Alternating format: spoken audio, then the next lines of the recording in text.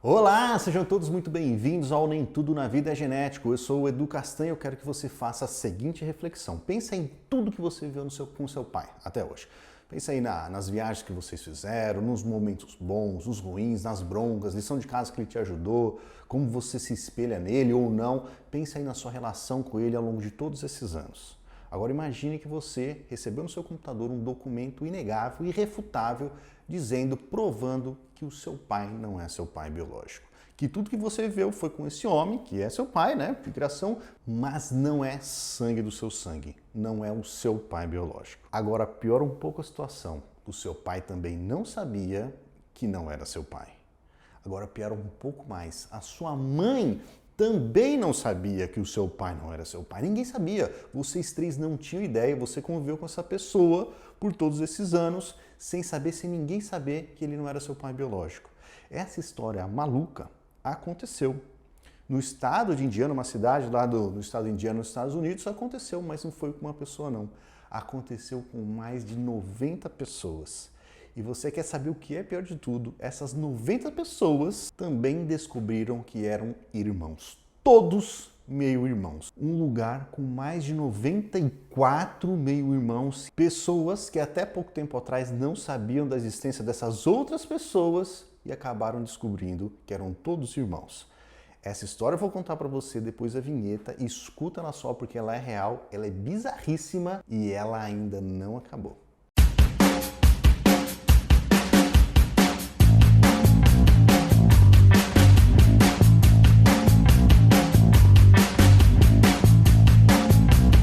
A história começa com uma menina chamada Jacoba Ballard, que vivia aí nessa cidade, nos Estados Unidos. Ela, com 10 anos, ela descobriu que o seu nascimento foi fruto de um tratamento de fertilização que a sua mãe fez. A sua mãe, ela tinha mãe, um pai, a mãe poderia ter filho, não tinha problema nenhum para ter filho, mas o pai tinha algum problema ali e ele não podia conceber filhos, biologicamente falando, ele não poderia ter filhos.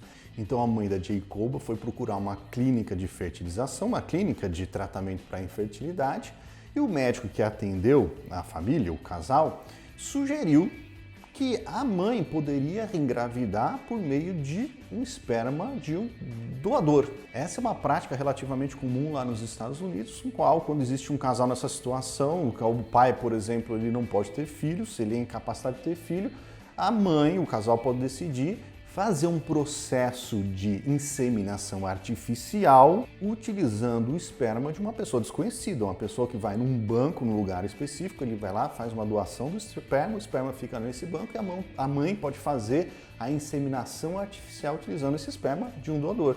E foi isso que o médico que tratou esse casal sugeriu e foi o que eles decidiram fazer. E através desse procedimento nasceu a Jacoba Ballard. E ela descobriu essa situação, que ela era fruto desse procedimento com 10 anos de idade. E ela ficou curiosa, obviamente, ela cresceu com a curiosidade de saber mais sobre sua família biológica, o lado do pai biológico que ela não conhecia, né? Ela conhecia o pai que tinha criado ela, sua mãe biológica, mas o pai biológico ela não conhecia.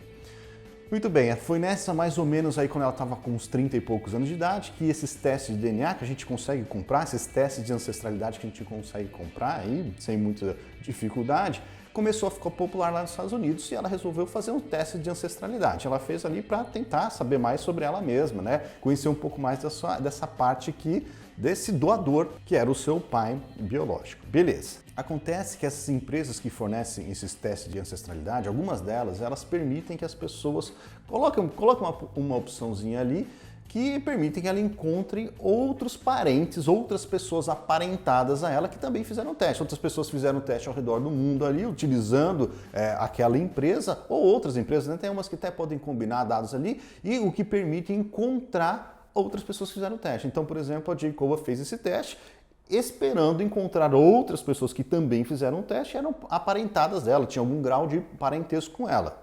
E de fato ela encontrou outras pessoas. Só que tinha um resultado, algo meio estranho nesse resultado que ela obteve.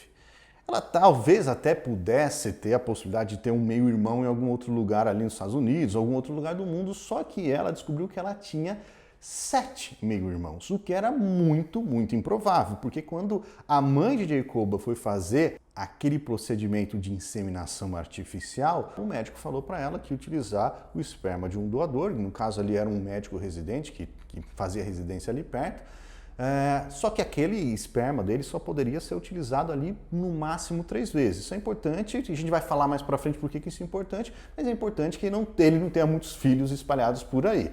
E aí a Jacoba fez o teste e ela viu que ela tinha 7 meio-irmãos espalhados de algum lugar. Ali nos Estados Unidos, eles estavam ali próximos entre eles, mas 7 meio-irmãos. Aí ela, muito desconfiada, começou a entrar em contato com essas pessoas para saber um pouco mais sobre eles, né? Porque o negócio estava meio esquisito.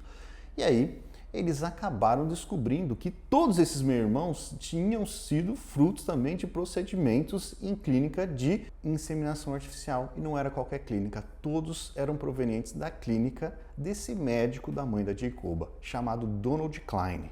A partir desse momento, eles começaram a desconfiar que o médico estava utilizando o seu esperma no lugar do esperma do doador, como era o combinado, como é o procedimento nesse tipo de situação. Ele estava utilizando inadequadamente o seu esperma no lugar do esperma do doador. Bom, esse grupo de meio-irmãos, principalmente aí liderado pela Jacoba, começaram a fazer pressão para tentar descobrir se de fato ele era pai, o que estava acontecendo, por que ele tinha utilizado o esperma dele, algo muito estranho estava acontecendo, mas as pessoas não queriam ouvir muito, ele não respondia. Mesmo a justiça, quando Jacoba foi procurar a justiça, não quis saber da história dela, mas ela continuou fazendo pressão até que um canal local de televisão ouviu a história e colocou no ar. Aí o negócio começou a tomar outra proporção.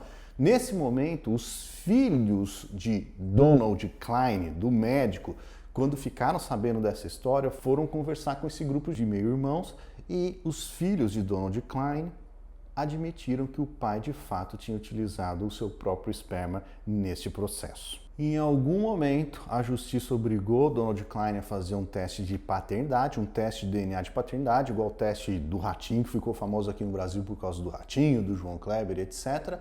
Ele fez um teste de paternidade comparando seu DNA com o DNA da Jacoba. Aliás, esse é um tema que a gente pode falar em outro vídeo sobre os testes de paternidade. E, de fato, foi comprovado que ele era o pai dela. Só que a história não acaba por aí, ela vai ficando mais bizarra.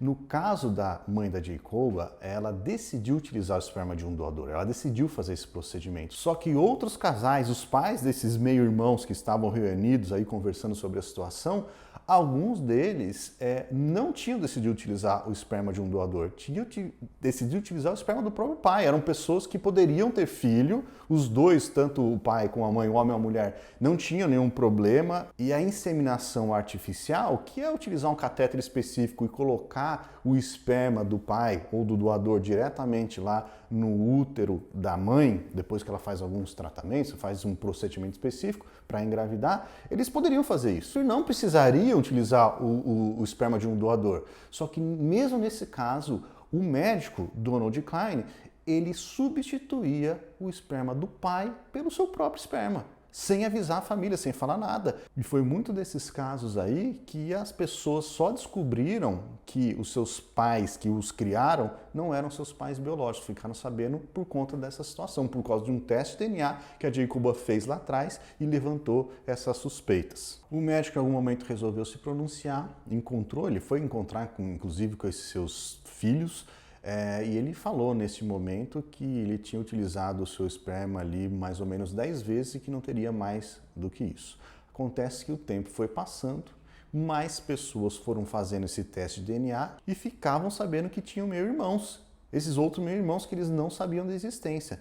Então o grupo começou a se organizar, os irmãos começaram a se organizar para acolher justamente essas pessoas que faziam teste de DNA e descobriam essa bizarrice na vida delas. O tempo foi passando, de 10 passou para 12, para 13, para 15, para 20, para 50, para 60, para 70, para 90 e até esse momento, Donald Klein tem 94 filhos que nasceram provenientes deste procedimento. E essa loucura toda, a gente pode separar e agrupar as consequências dessa loucura toda em 4 porções principais. Todo o dano psicológico, emocional que ele causou nessas pessoas, né, nos filhos e nos pais, enfim, todo o dano emocional que ele causou nessas pessoas, O fato desse homem, desse médico, ele ter uma doença genética, ele ser portador de doença genética e ter passado a sua doença genética para a maior parte dos seus filhos.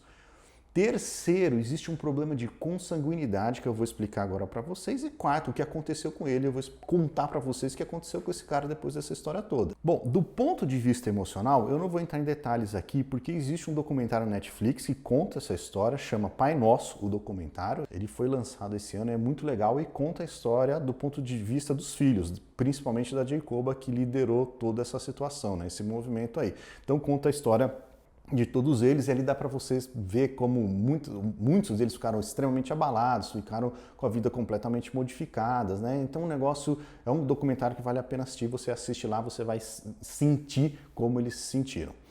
Agora, do ponto de vista genético, a doença genética, esse homem, ele carrega de defeitos genéticos, a gente vai falar dessa maneira aqui, e ele passou esses defeitos genéticos para a sua prole, para os seus filhos. E é um negócio mais assustador porque uma pessoa, para ser doadora de esperma, ela tem que passar por uma série de bateria de exames, ela tem que responder questionários importantes. Não é qualquer um que pode ser doador de esperma lá nos Estados Unidos.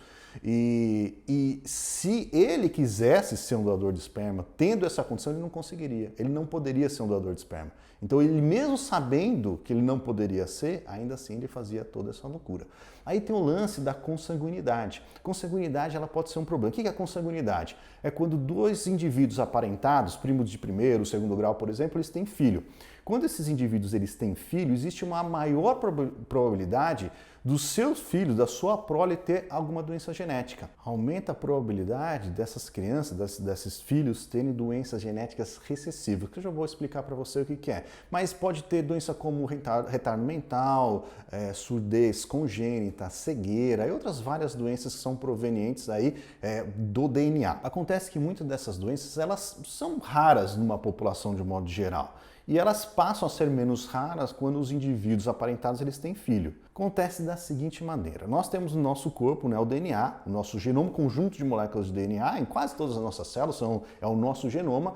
Parte desse genoma a gente recebeu do pai, parte a gente recebeu da mãe. Quase que é metade, metade. Metade do pai, metade da mãe. E existem algumas doenças que são provenientes do DNA, que estão presentes no genoma, que são, vamos dizer aqui, são doenças provenientes de um defeito genético, um defeito no gene. E algumas dessas doenças, elas só são manifestadas, a pessoa só tem a doença de fato quando ela recebe um gene defeituoso do pai e um gene defeituoso da mãe. Se o indivíduo ele recebe um gene normal do pai e um defeituoso da mãe, não tem a doença.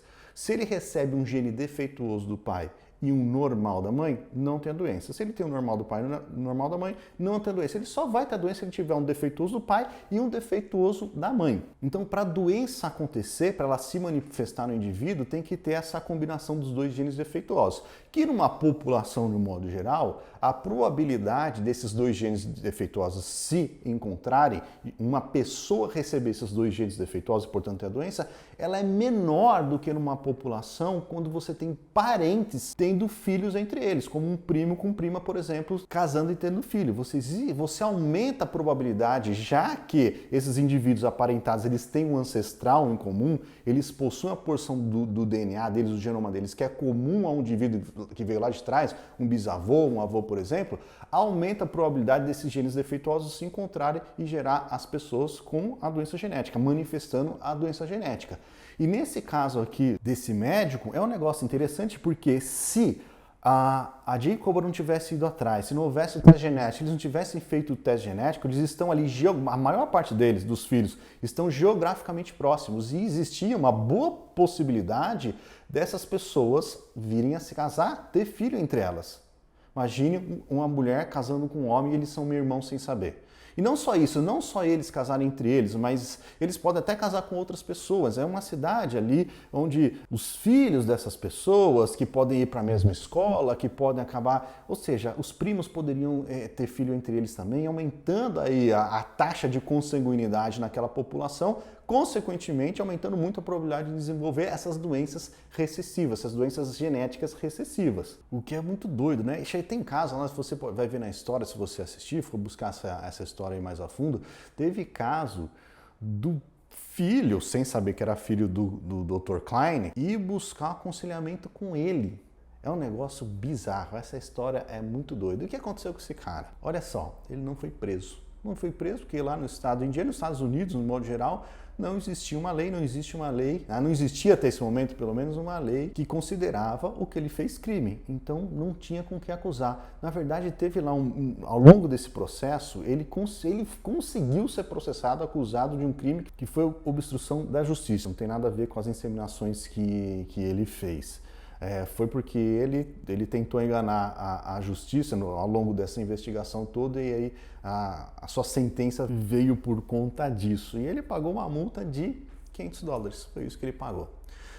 Eu sei que agora, depois de um tempo, aí, ele foi processado várias vezes pelos seus filhos e parece que ele gastou uma grana preta para pagar esses processos que ele perdeu. Mas ele não foi preso e o que ele fez não foi considerado crime. Uma história muito doida. Eu recomendo que você assista aí o documentário, é bem legal, vale a pena, é interessante ver que existe gente maluca para todo lado aí nesse mundo.